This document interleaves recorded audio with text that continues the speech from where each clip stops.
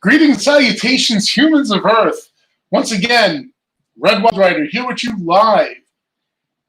And I've changed my setup again. Look at this. In fact, I'm going to try to shuffle this a little bit. Tilt that. I've just reconfigured all my cameras for a new setup. I have a summer gig. I'm an educator. I'll say that and leave it right there. Perfect. I'm an educator, and I finally buckled down and bought myself a whiteboard. Oh, look at what's on the whiteboard. Why? It's some definitions. I'm not an English teacher, by the way. So I looked these up. But the definitions of symbiotic and parasitic. Why? Well, you saw the title of this video on VIP Double Masters. VIP Double Masters. Oh, boy. Today's the day. Today's the day to talk about VIP Double Masters packs. $100! $100 freaking dollars! Are you kidding me? For 4 rares or mythics. 4. Count them. 2 extended art. 2 regular. 4 foil rares or mythics. Out of 35 cards in the pack, 12 of them are lands. And you're going to pay $100 for it, according to Wizards of the Coast. You will be happy to rip open that pack and stare at your 12 land cards, basic lands. No new arts. No new arts. All of the arts are either John Avon arts from Unhinged, which were already in $4 packs, or they were Noah Bradley sexual predator arts from Zendikar. No new basic lands. Nothing in those $100 packs are new. Everything is a reprint. New arts, yes. Extended arts, yes. $100, no. 8 uncommons, 9 commons, 2 tokens. Yeah, they're all foil, but who cares? One thing that y'all should be checking out, too, is the prices of foil rares and mythics since collector's packs came out in Throne of Eldraine. Very important point about those packs and those foils. I just premiered, finally, after 2 months. I'm really sorry, guys, but just premiered my Ikoria Collector's Box opening where I opened 11 mythics, I opened a whole bunch of companions and all this other great stuff. One of the things I opened in there was a straight-up normal foil Luminous Broodmoth. In a non-collector's box world, the foil of a Luminous Broodmoth of any mythic would normally be about, twice the value of the non-foil. Pretty standard. I mean, there's been some fluctuation here and there, but it's around that. Usually the uptick in the price is about 2x. So, yes, Reaper Seeker, I did see the professor's video today. I saw his video. I saw Pleasant Kenobi's video. I watched Rudy's video. I've seen all the videos. The professor's video was great. I left comments on it on my other account, which is just Red W. Well, yeah, Reaper Seeker says, I disagree. There is nothing new. The new thing is that this shows that Wizards will never change. This is now norm. But actually, that does indicate change. If this is now norm, they've changed. And that's why I have symbiotic and parasitic up here. I did not put these definitions up here by accident. Okay. So why are these definitions up here? Let's just get to that right now. Very, very simple. Symbiotic denotes a mutually beneficial relationship between different people or groups. I will posit that Wizards, up until maybe sometime about 2 years ago or so, had a very symbiotic relationship with the player base. That's changed now. That's the new thing. Yes, Reaper Seeker, it's not numbers, I know, but I can get there. I do all right. They had a symbiotic relationship with us, but now the relationship has turned parasitic. And horribly so. And it's a trend. It's not just one thing. It's all the things. I mean, let's think about this for a moment. Let's remember the Ravnica Planeswalker boxes. Those I forget what they were called. The ones they tried to sell on eBay that they crashed eBay and they tried to sell all over. But those draft boxes, very expensive. They were around $250. And they saw that people ate this up. But people ate this up because they were guaranteed 8 foil full art Planeswalker cards that were unavailable anywhere else in that form. Yes, you can have normal versions, of course, but this came with some value. Now, granted, the rest of the packs were, just normal Ravnica packs, whether it was Ravnica Allegiance or Guilds of Ravnica or War of the Spark, but this never happened before. Okay, the Masters products were a little more expensive, and everybody kind of put up with it because you were getting some good reprints. Mythic Edition, yes, thank you. Okay, yes, exactly. This is exactly where it shifted. When they started putting out these draft boxes, these Mythic Editions, and everybody snatched them up. They crashed 3 times. First Guilds of Ravnica, there was problems. They changed the system for Ravnica Allegiance. There were problems. I believe that War of the Spark was the one they went to eBay, and there was even problems with eBay. There should not have been problems with eBay. eBay should have been a slam dunk for this. And the player demand was so huge for a $250 box just for 8 full art Planeswalkers. I always say that people get what they deserve. And it's the truth. We do get what we deserve. We've gotten what we deserve in our government. Okay? Because a lot of us don't pay attention. We don't go out and vote. There's a lot of things. I could talk about politics forever. I'm not going to do that here. I want to talk about this. But it's the same thing. Because we ran out and we threw our money at Wizards. Here, take my money. I want shiny Planeswalkers. So bad we crashed eBay. We crashed eBay for that. During Ravnica, I don't know how many people are aware of this. The Fire Philosophy Reaper, please explain a little further. I'm not familiar with that. Little known thing was that they did collector's boosters for Ravnica Allegiance. I saw a couple of videos advertising them, so I went to go see. I went to eBay to see how much they were, and I watched a couple of videos to see if maybe I wanted to get 1 or 2 of them to open on my channel. And the collector's boosters in Ravnica Allegiance were garbage. They were garbage. There was nothing special in those packs. But they were more money.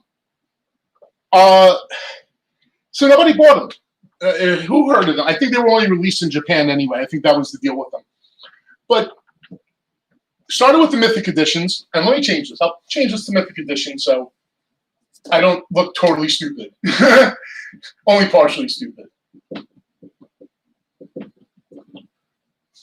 Core 2020 came out, and nothing happened. Everybody was quiet. But then the Throne Collector's packs. And again, another $240 product. And boy, did we eat that up. But this actually had some, decent, we thought, value. You were getting foil rares, you were getting extended art cards, you were getting foil extended art cards, the box toppers. You were getting extra showcase commons and uncommons in foil and non-foil. There was some value. I mean, the Mythic Pulls in the end were not quite as good as later collector's boxes, but still, those, and we ate them all up. We were like, oh my God, new product, must buy new product. And then the Secret Lairs.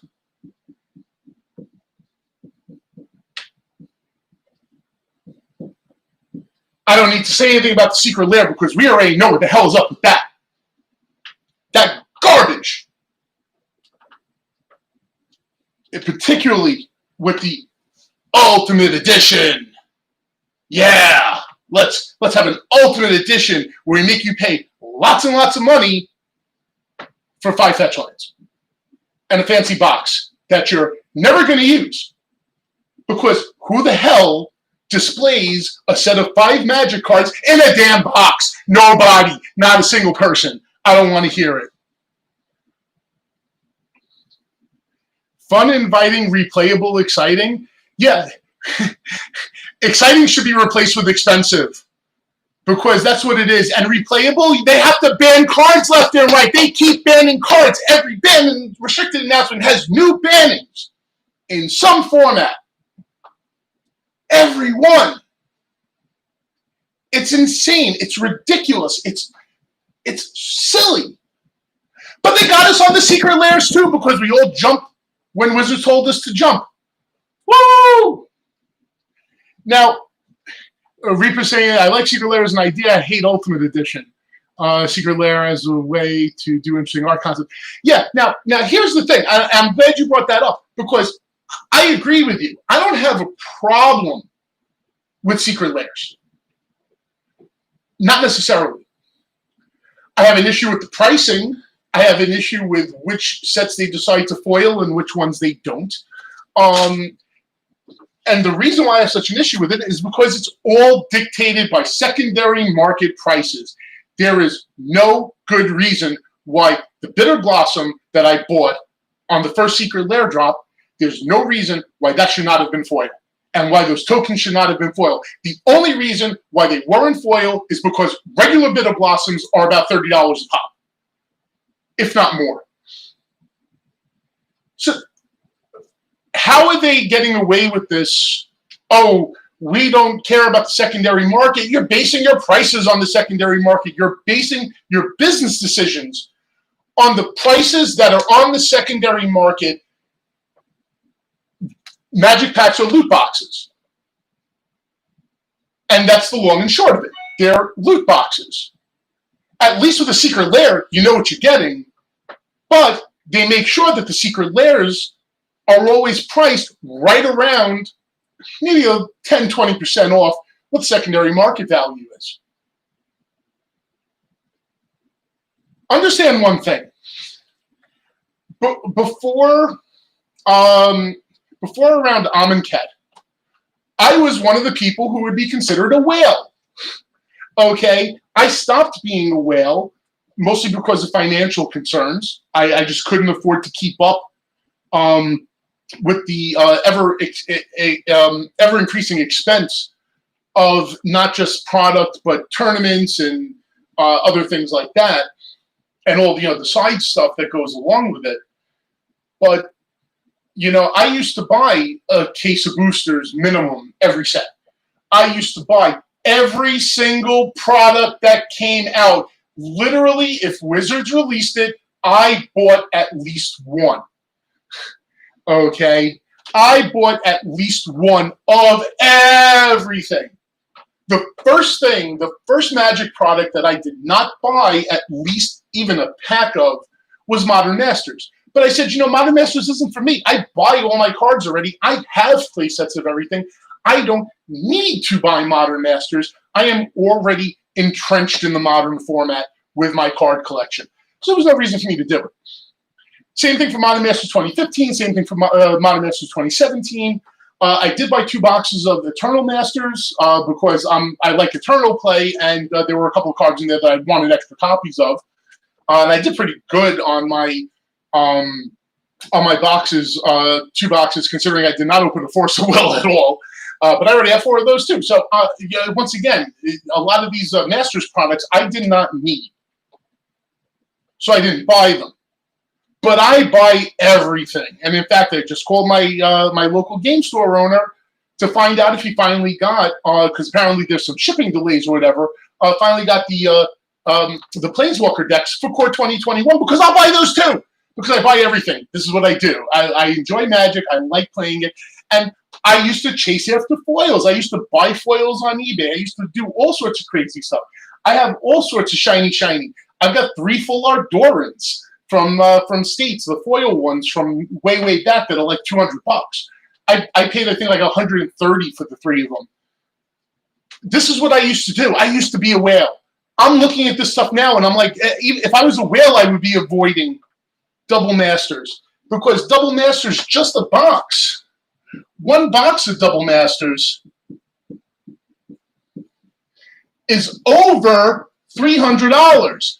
Over, greater than.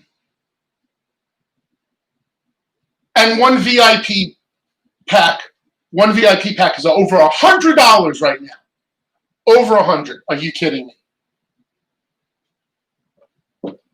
Wizards is turning into a parasite.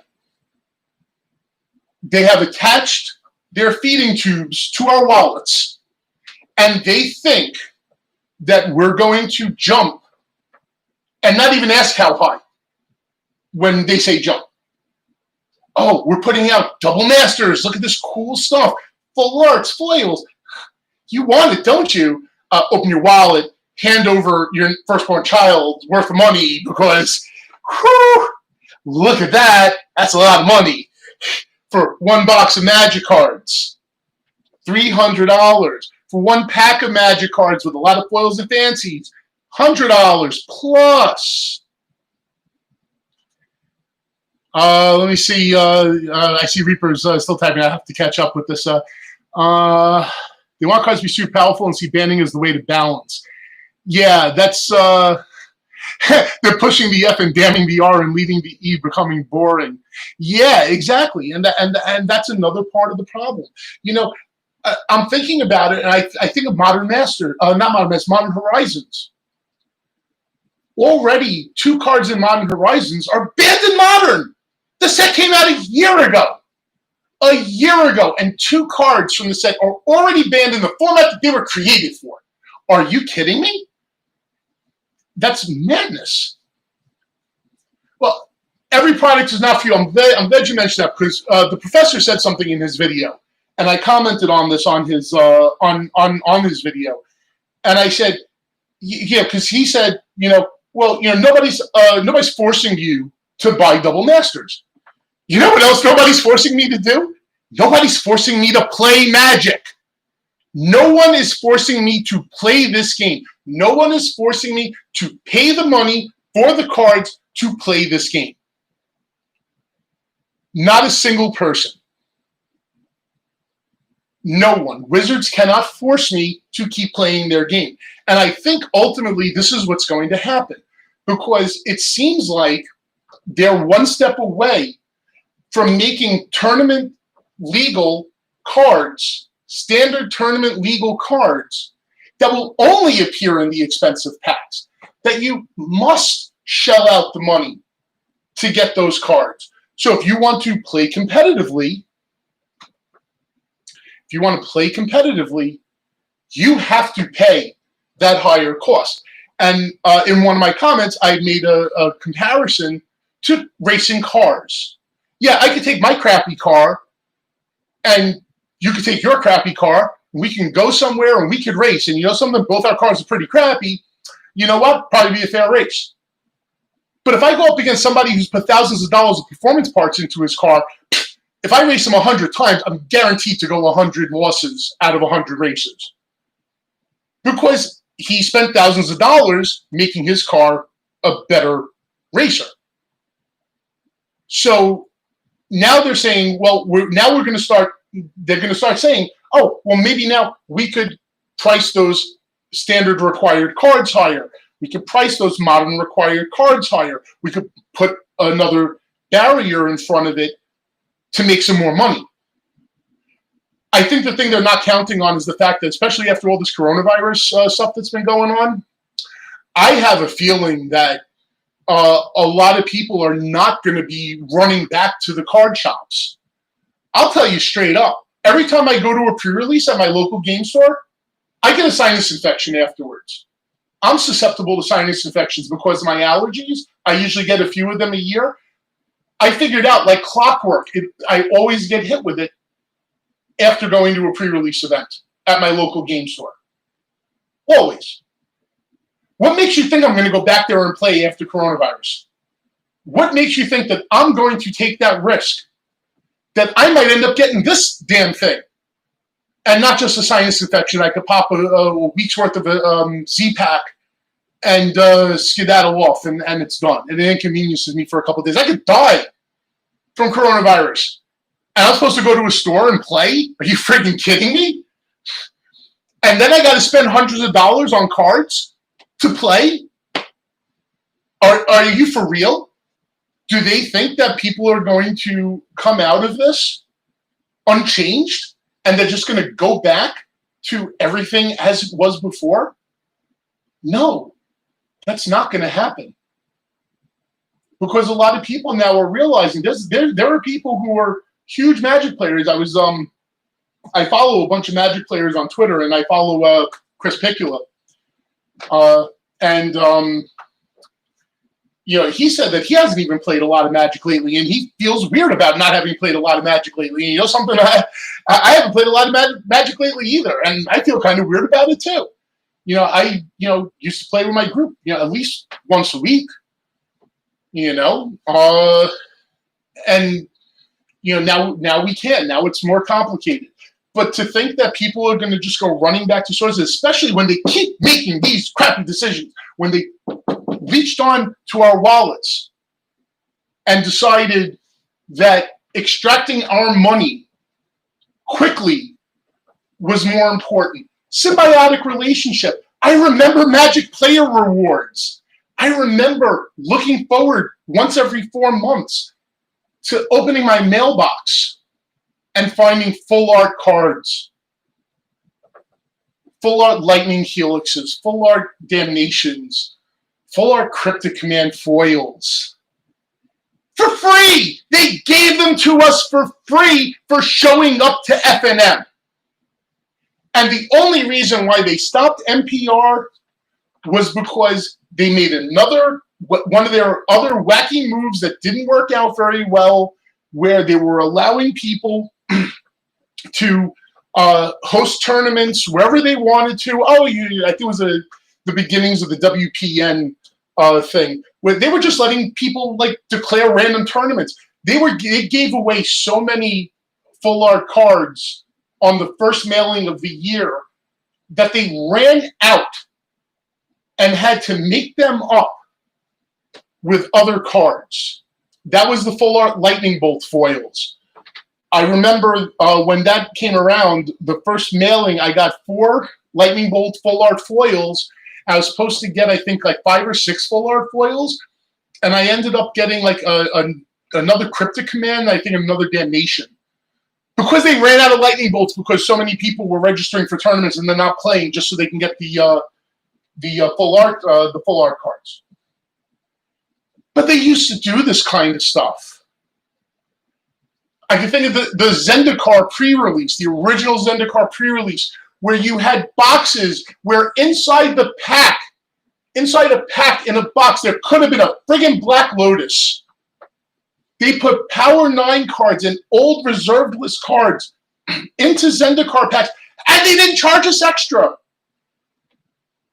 Addison Restored, the Hell Vault. People were getting promo Vindicates and all these other crazy promo cards. Some stores opened crazy Hell Vaults with all sorts of ridiculously expensive cards for free. They didn't charge us extra. Nothing. Fate Reforged. I think it was Fate Reforged when they had the Ugin's Fate cards. I have a few of those. They gave them away for free. You didn't have to do anything. You didn't have to pay anything extra. They gave you free cool stuff. And all of a sudden, that dried up. Even the masterpieces, still symbiotic. Because you opened up a masterpiece in a regular pack. Yeah, you maybe got 2 masterpieces on average per case after Battle for Zendikar. But still, you got them. You had a chance. I opened a Mana Crypt. I opened a Mana Vault. I opened a Wormcoil Engine during Kaladesh. There was all sorts of crazy stuff that I opened. I opened Eye of Ugin. What was it? Steam Vents I opened. I bought a Scalding Tarn off somebody.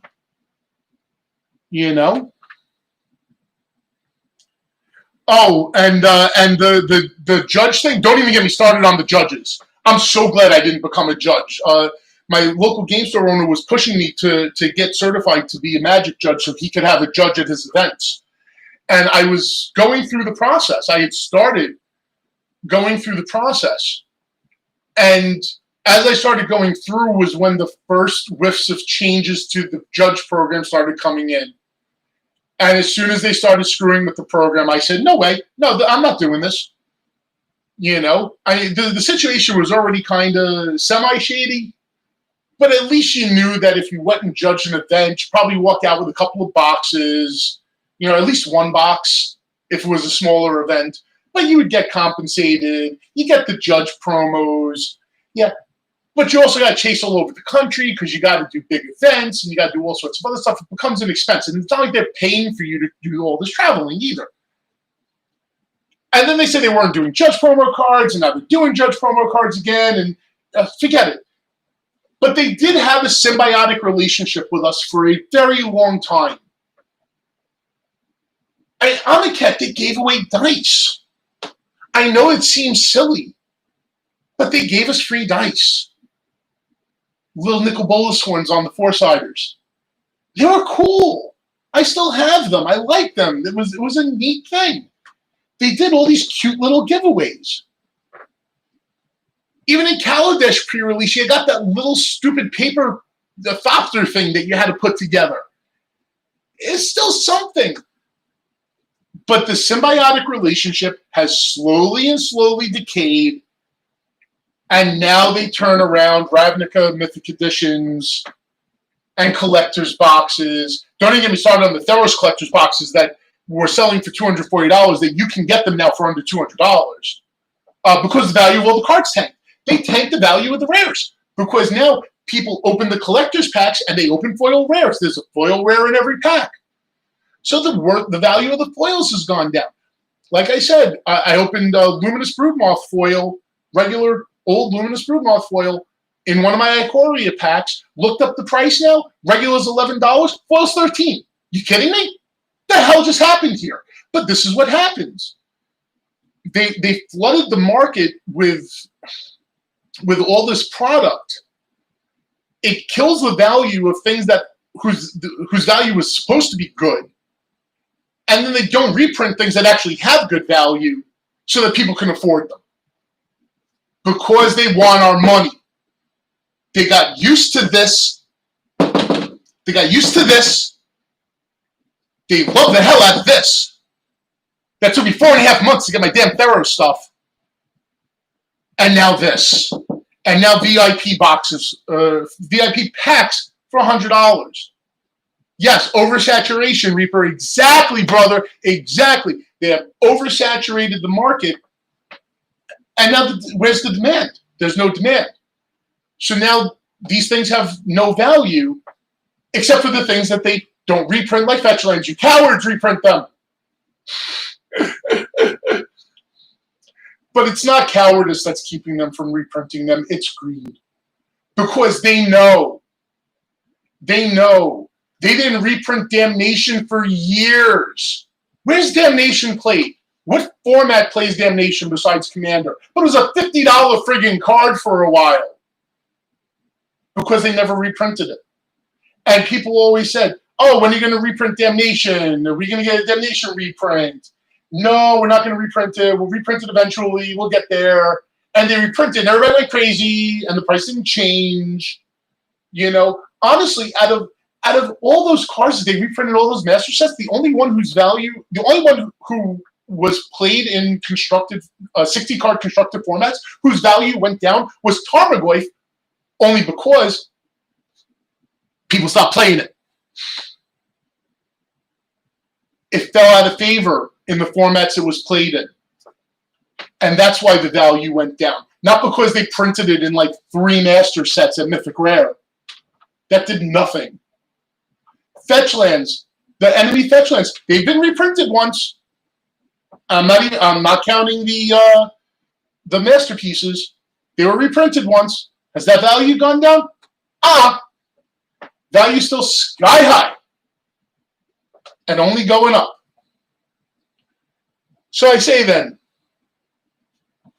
do we support a company that has become a parasite on us? Do we continue to fork over this kind of money, this kind of money, this kind of money, some of this kind of money? Especially given that the Secret Lair products, sometimes those foils come in, they're pre-bent, they're pre-warped foils. One of the foils in one of the stained glass Planeswalker cards in my Theros box was glued so hard to the bottom, I almost bent the card trying to get it out. They really have to go back. They don't have to go back to being totally symbiotic. I get it. Companies got to make money. I don't even have a problem with this stuff. It's us. It's us that I have the problem with right now, because we see this stuff and we don't freak out. We don't go crazy. We just go, oh, $250 sounds good, I'll buy it. Oh, $240 sounds good, I'll buy it. Oh, Secret Lairs? Oh, they're $30, $40, $50 a piece. Oh, Secret Lair Ultimate, 5 fetch lands, $300. Yeah, sure, why not? Double Masters? Woo, let's go Double Masters. But then we saw the VIP boxes were $100 for a single pack of crap. And now all of a sudden,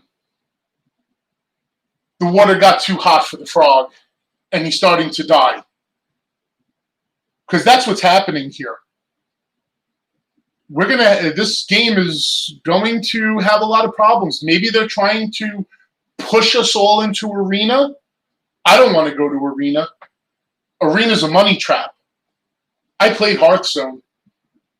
At least in Hearthstone, they were willing to change the actual functionality of the cards because there's no paper equivalent, so they can get away with that. Magic, they're not able to do that unless they go all digital. And that could be a possibility also. They could just be pricing every single paper player out of the market to force people onto Arena. I will tell you right now, if the only way I could play Magic is to play it on Arena, I will stop playing Magic. That will be the end of it. Because I already don't like Arena.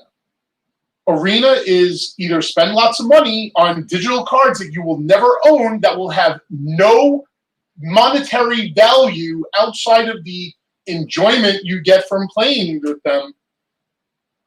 Okay?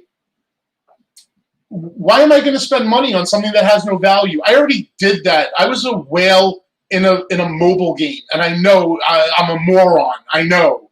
Thank you. But I spent probably about $6,000 over the span of 2.5 years in a mobile game. And that mobile game is closed now, and I don't have access to any of the stuff that was in that game. I can't play the game, can't even look at the stuff that I paid all that money for. And yet, at least on Magic Online, yeah, you're absolutely right. On Magic Online, you can make your money back. You could sell your cards and get tickets, and you could exchange your tickets for dollars. It's not the easiest method. It's not the most direct method, but you can cash out of Magic Online. You can't cash out of Arena. That money goes in, it goes right in Wizards' pockets, and that money is lost. And your cards are vapor. If Magic Arena one day crashes and their servers go and your card collection is lost, oh well, too bad.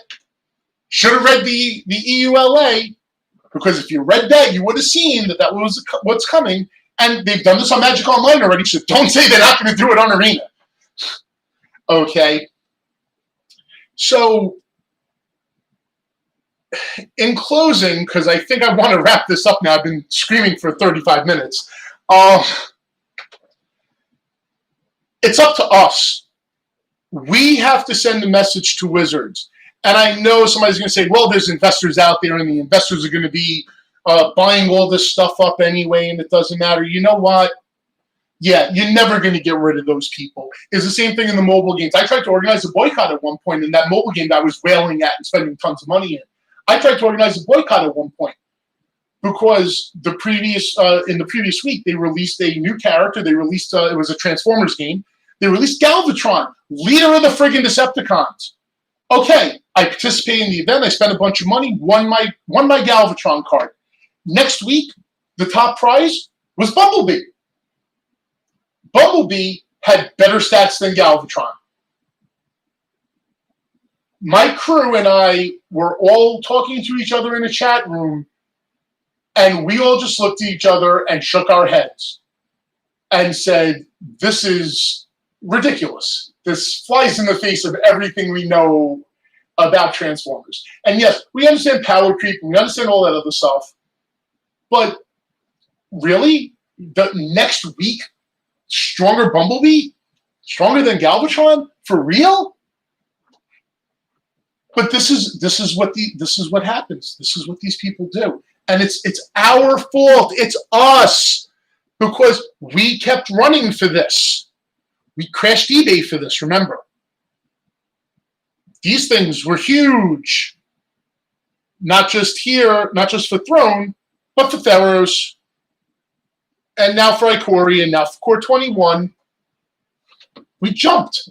We jumped. We jumped. We jumped. They know we're going to jump again. I know it sucks for your LGSs because your LGSs buy this product expecting you guys to buy it. But you want to know something? Maybe we should all be telling our LGSs, don't buy a lot of this because I'll tell you right now, you're not going to see any money out of my pocket for a single double Masters pack. And if enough people do that, maybe the store owners will say, you know what? I'm not going to buy them 8 double Masters boxes. I'll buy a couple. Keep them around. Hopefully somebody comes, buys one, buys two, whatever. Buys a couple of packs here and there. Let these boxes sit in the distributors. Let them sit in Wizards Warehouse. Just let them sit there. Let them stagnate. I want to add one more thing because this is something that I've been thinking about for a while, and after I say this, I'll seriously wrap it up. What Wizards should have done from the beginning, and I'm saying we would have to go back here to probably around like Onslaught, Mirrodin era. What I would have done had I run Wizards is I would have said, okay, well, we just put out Mirrodin. Mercadian Mask came out about 4 years earlier, thereabouts. I think it was 4 years. You know, there's not a lot of supply of Mercadian Masks on the market. Let's do another printing. And let's put the boxes out there. At the regular price, $4 a pack, $80 to $100 a box, depending on where you get them. And then a year later, oh, looks like Invasion's not around anymore. Let's do another print run of that. Let's put some more copies into the warehouses. You wouldn't have any of this investor crap. You wouldn't have any of this Magic stock market BS. You wouldn't have people buying these products to sit on them.